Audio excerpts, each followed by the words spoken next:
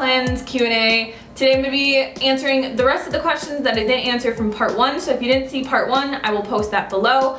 Also, all of the questions and what times I start talking about them at are posted in the description box. So if you came here for one question and you don't want to listen to me ramble on the whole time, just go check out what time your question is posted and you can skip to that part in the video. All right, question number 1 is from Yen. How much per week are you spending on potatoes? So I would guess, I'm just guessing here, the last time that we went to the grocery store, I spent $9 on sweet potatoes and the potatoes that I got, and I got 12 pounds of them. So basically, just from potatoes, I would say less than $20 a week, but that doesn't count obviously like the ketchup that I'm using, maple syrup that I'm using, or any other non-starchy vegetables that I'm using. But I would guess probably like total food consumption per week is like less than 30 bucks, because obviously those sauces and stuff that I'm buying last a pretty long time. So that's actually really, really cheap. Think if you had like a family of,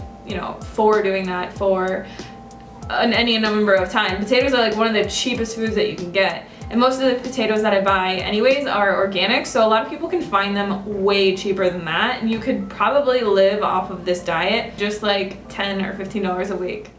All right, our next question is from Julie. She says, what is the ideal amount of time to stay on the cleanse, and how do you break the cleanse without gaining any lost weight back? So I think the ideal amount of time would kind of be as much time as you feel naturally that you want to be on it. Like, I know some people, they like were on it for 3 or 4 days, they liked the time that they were on it, but all of a sudden they were starting to like crave other foods like oatmeal, and they could not even imagine eating another potato, and they really wanted to break it. And then once they broke the cleanse, they wish they were still on it.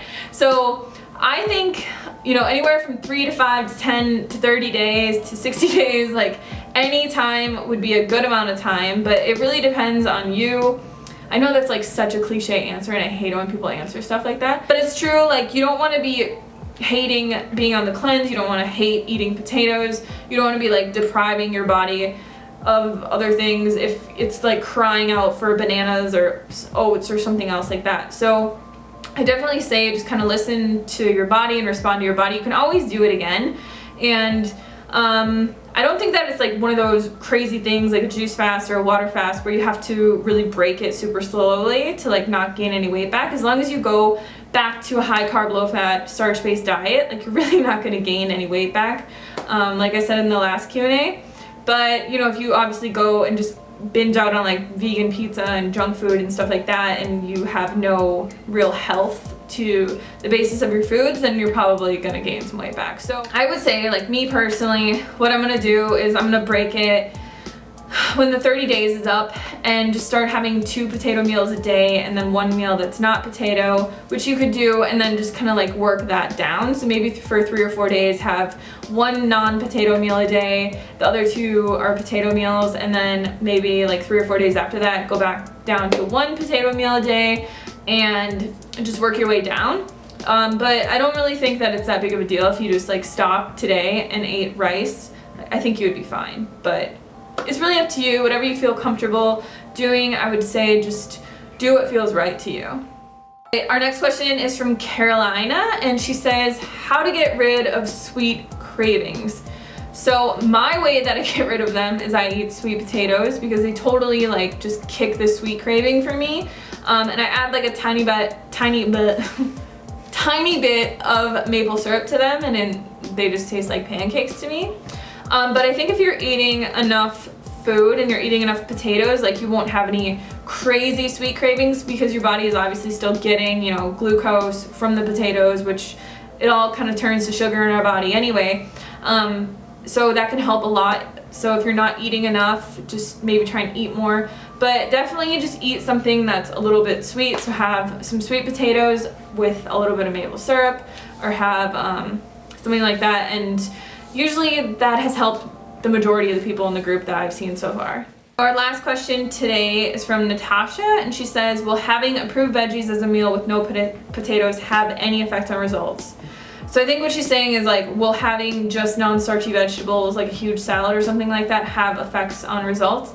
I guess if you're not like really hungry for that meal and you just kind of want something to snack on, that's totally fine. But if you're trying to like restrict yourself or restrict your calories and have less calories, it's not really gonna work out that good for you, because you want to be giving your body enough calories, enough energy so that it's not starving, and so that you're properly like fueling yourself, because just not eating, you know, enough starch for a meal is really going to set you up for failure in the long run. I would say the best thing to do is just have a bunch of non-starchy vegetables with potatoes. So you could have like a big salad with your favorite vegetables on there, plus like some sweet potato and a non-fat dressing. Or you could have, like I have a lot of mornings, hash browns with a ton of other vegetables in there, like red pepper and onion and mushrooms and spinach and all that kind of stuff.